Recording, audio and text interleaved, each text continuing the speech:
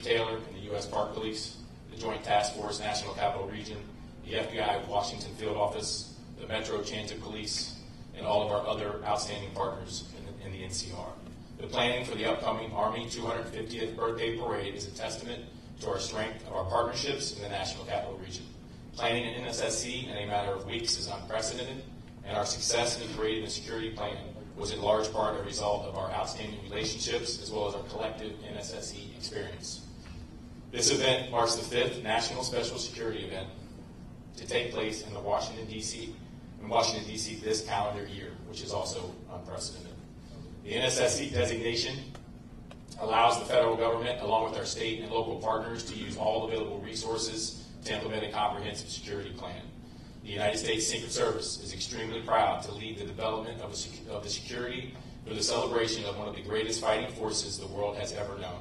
We've coordinated closely with many of the public sector professionals in this room and countless others across the NCR.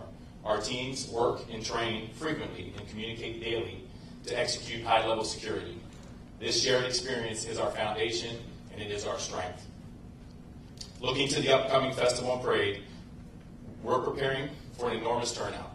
Hundreds of thousands of attendees. It is our duty to ensure the safety and security of every participant.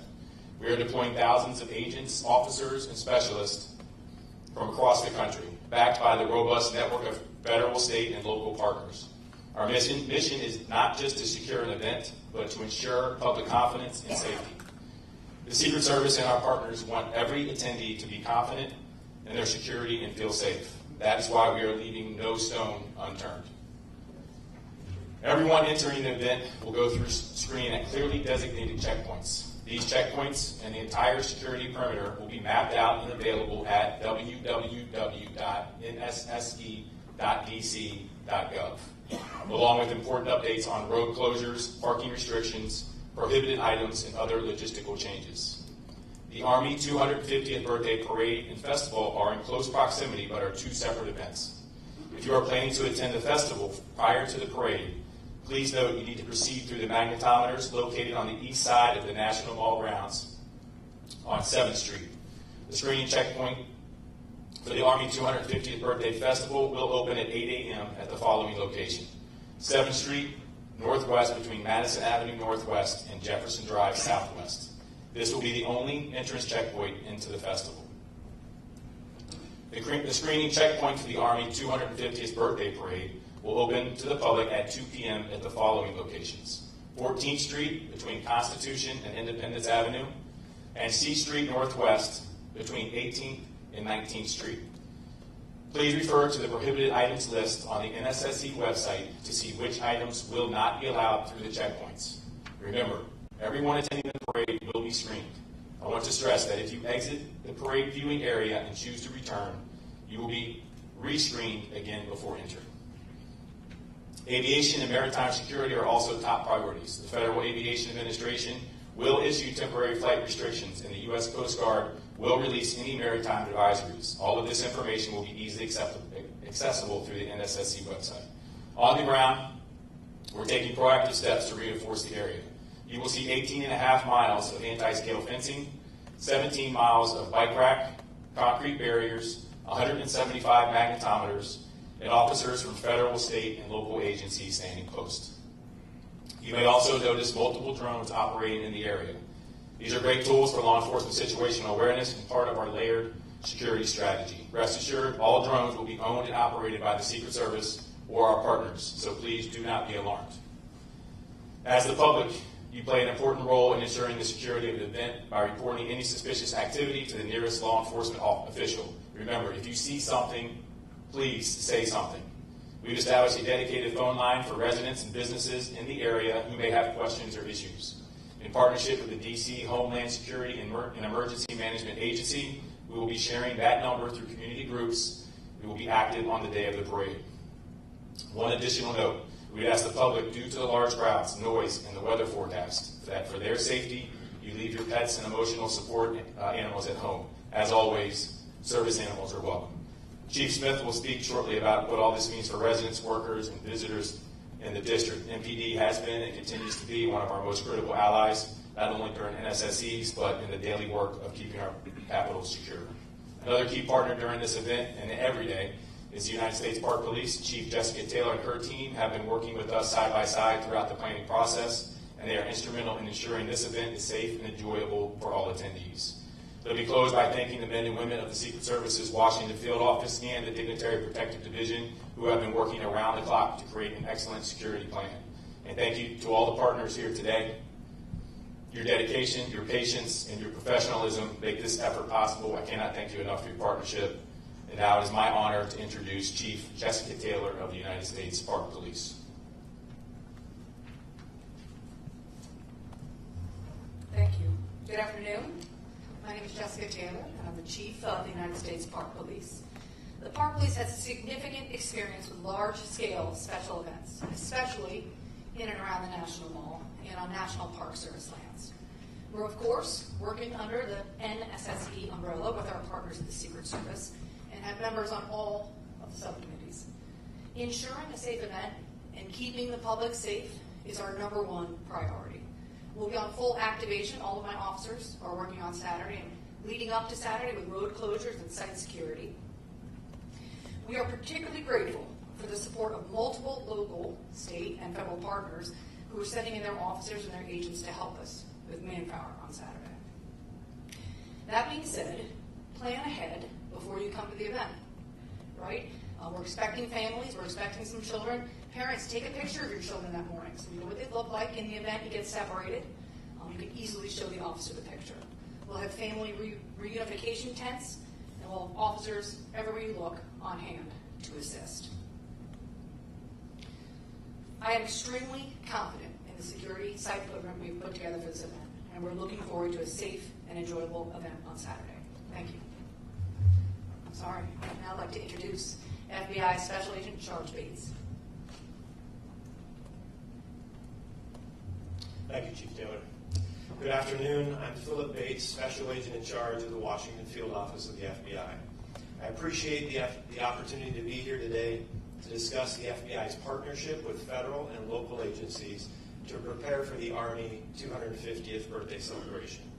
As was noted, this is our 5th NSSE of the year, and each one brings different challenges that we must address. But the partnerships remain the same, and our understanding of each agency's unique capabilities and strengths makes us a strong team. For this event, the FBI has lead federal law enforcement responsibility for crisis management, counterterrorism, and intelligence analysis. The FBI will activate a command post at our Washington Field Office. The command post serves as a central hub for employees to gather intelligence, assess potential threats, coordinate investigations, and surge resources as needed. We're not currently aware of any credible threats to the Army 250th birthday celebration. However, we continue to work closely with our partners and share information to identify and disrupt any threats that may emerge. As always, we remind the public to remain vigilant and to report any suspicious activity to law enforcement immediately. We look forward to working with our partners to ensure that the event is held safely and securely. I'll now turn the podium over to Chief Smith from MP. Thank you, Special Agent Bates, and good afternoon, everyone. I'm Chief Pamela Smith, Chief of Police of the Washington Metropolitan Police Department. At Metropolitan Police Department, we've been working very closely with our local, state, and federal partners in preparation for the 250th Army Birthday Parade. I want to reiterate Special Agent Bates and with regards to what he said, that we have been constantly working together to monitor intelligence, and there are at this time no known credible threats to this event. That being said, we always remain vigilant and ready, and as always, we continuously evaluate intelligence and adjust our posture as needed to safeguard the city. As you've heard, this is a significant event with a large footprint, and we want to make sure everyone, residents, visitors, and participants can enjoy this event safely. We expect major impacts to traffic, especially around the National Mall, West Potomac Park, and the Ellipse on Saturday. There will be numerous road closures and parking restrictions in place, and we strongly encourage the public to plan ahead, allow extra travel time, and consider using Metro Transit or other public transportation options. Maps, closure lists, and other important information are available at nsse.dc.gov, and we'll continue to push updates through MPD's social media channels. MPD is no stranger to large events like this one. We will be enhancing our posture across the city. MPD will be in full activation beginning Saturday morning. This ensures that we have the staffing and resources available to support this event while still answering calls for service and maintaining coverage across all 7 of our police districts here in DC. I cannot emphasize enough, your safety remains our #1 priority. We are deploying specialized teams to support our federal partners and staying ready to respond whenever needed. As always, we also rely on the public to be the extra set of eyes and ears. If you see something suspicious, please say something. Call 911 in an emergency or reach out to our tip line at 202-727-9099 or text 50411. We thank everyone in advance for your patience and cooperation, and we look forward to a safe and successful event. Thank you, and I will now turn it over to Maurice McKinney, Deputy Chief of Metro Transit Police Department. Good afternoon, everyone. Maurice McKinney, Deputy Chief, Metro Transit Police, Special Operations Bureau. Metro will support the Army 250 by operational support that we will increase staffing at all of the stations surrounding the parade and festival routes. Metro Transit Police will increase officer presence in and around all of the stations to include Smithsonian, Archives, Federal Triangle. As it relates to rail operations, Metro will operate on a normal service. There will be, my apologies, Metro will operate on a normal service, and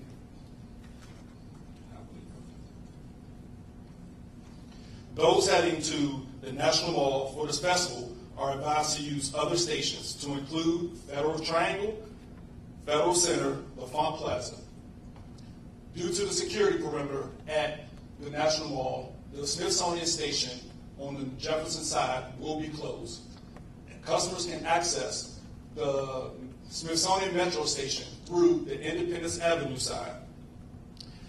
Those viewing the parade can access the station through Farragut West, Farragut North, Federal Triangle, and Archives Metro Station.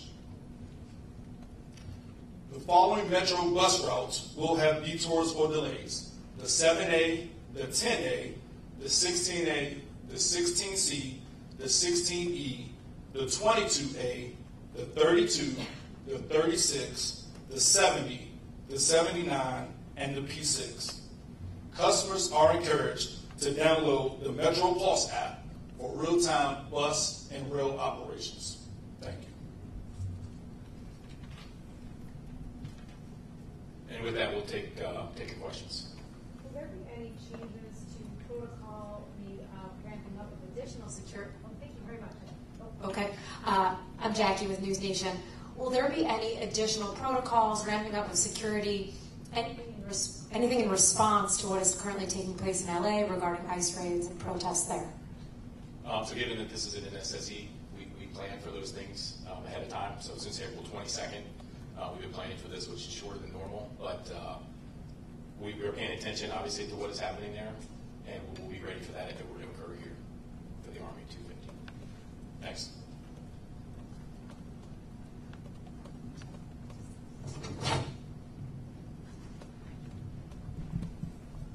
Hi, Hassan Khan with Politico. Just to kind of follow up on that, what have you guys been expecting or discussing in terms of whether we see a similar deployment of federal troops, maybe perhaps the DC National Guard, as we've seen in California in response to protests? So I'll just say we're not expecting it. We have no intelligence of that, happening here.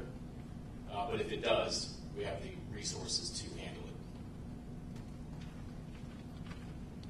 Right in front. Okay. Hi there. Thank you so much Sure. for doing this. Nicole Stango with CBS News. Two questions. One, can you speak a little bit about First Amendment activity and plans for protesters? Mm-hmm. And then just as a second question, curious, you mentioned the 18.5 miles of fencing. Mm-hmm. We've seen much of that go around the White House this morning. Mm-hmm. Do you anticipate that fencing will stay much beyond the event, or at what point should we see that come So down? we're planning on everything to be cleaned up by the 19th. And then as far as the First Amendment activity, from a Secret Service perspective, it's simply people using their First Amendment right to protest. We're not going to do anything with that. But if that turns violent or if any laws are broken, that's when MPD, Park Police, Secret Service will get involved, and that will be handled swiftly. Is there a designated area for that?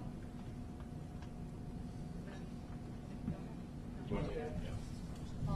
So the National Park Service handles the permitting process, right? So we have several permits currently pending.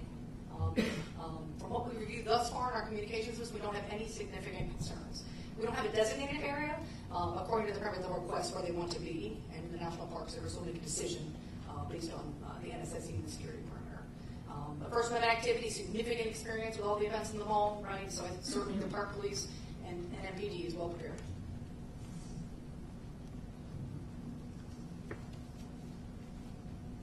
Hey, Matt, it's Holmes Labyrinth from CNN. I'm curious, what is the number that you're really expecting right now for counter-protesters? I know you mentioned in terms of attendees, we're talking hundreds of thousands. Are we seeing anywhere near that number for counter-protesters? No, not even close. We're tracking about 9 First Amendment activity demonstrations. But nowhere, I'm not going to get into the exact number, but it's not that high. And then, is there a plan in place to call National Guard if needed? What is? We actually have National Guard. You already have it. Yeah. They're working the event, so they will be here. But we also have a robust plan for civil disturbance. What's the number of the National Guard here? Again, I'm not going to talk about numbers just for security reasons. But between CDU units that we have from multiple agencies and the National Guard, I'm very confident in the plan we have. Thanks. Yep.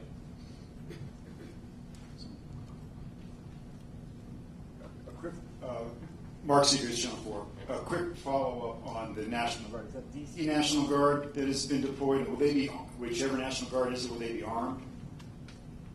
They will not be armed, and I believe it's not just DC National Guard, but DC National Guard is involved. And then can I ask about the logistics of spectators who want to get in? So there's a festival area, and then there's the viewing area. Can you go from the festival area to the parade viewing area without going out and entering new security? And you want to answer that? Sure. You have to go through security for both. So, but if once I'm in the festival area, I could just go. No, you'll go out and you'll go through. Okay. And we have a ton of magnetometers, so I don't. Depends on how many people show up. Right. If 1 million people show up, there's going to be a line. And then, how many people are you prepared that can actually sit on those? Is it like 3 or 4 blocks where there's actually bleachers for the parade route? There will be no bleachers. So it's just standing along Constitution Avenue? Correct. And so how many people do you think you can accommodate there? Hundreds of thousands. You can? Okay. Yeah. Okay. And none of that is ticketed? It's open to... Not ticketed, opened. Yep. And then can I ask a housekeeping question for press? Or do you want to have somebody hang back and answer those after? We'll do that after. Okay, thanks. Last 2, Tom and Ashley.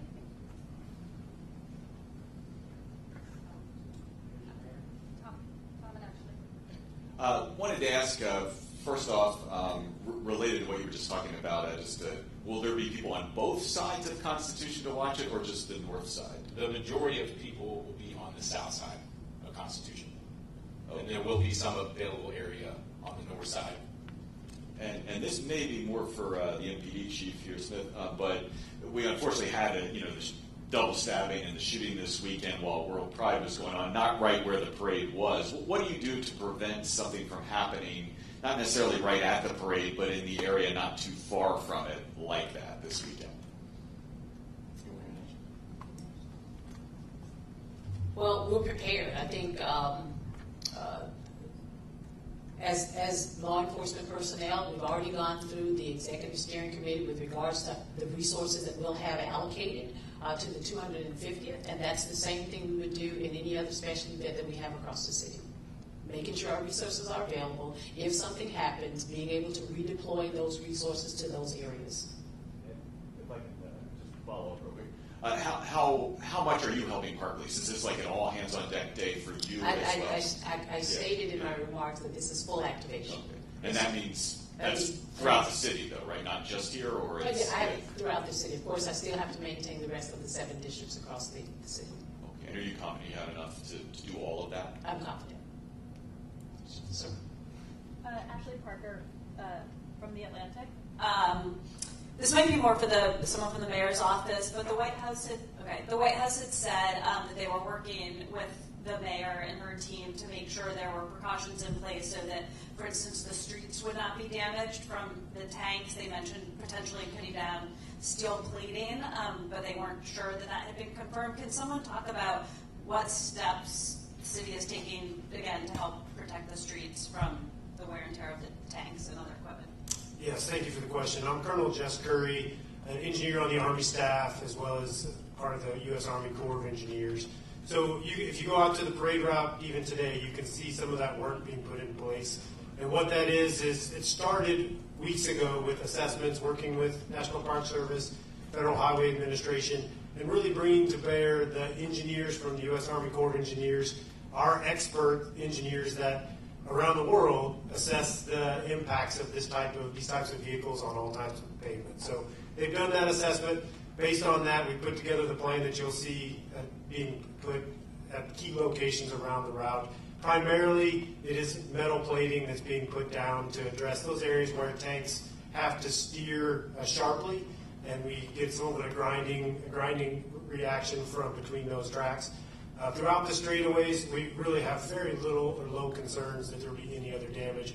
The plates and where we're putting them is designed to minimize or eliminate all possible damage. So that's ongoing now. Will be in place before the parade begins, and will come up immediately after. Is there anything beyond the plates, or is that sort of the... Is there anything beyond the plates, or is that kind of the bulk of it? Well, thanks for asking, because there is.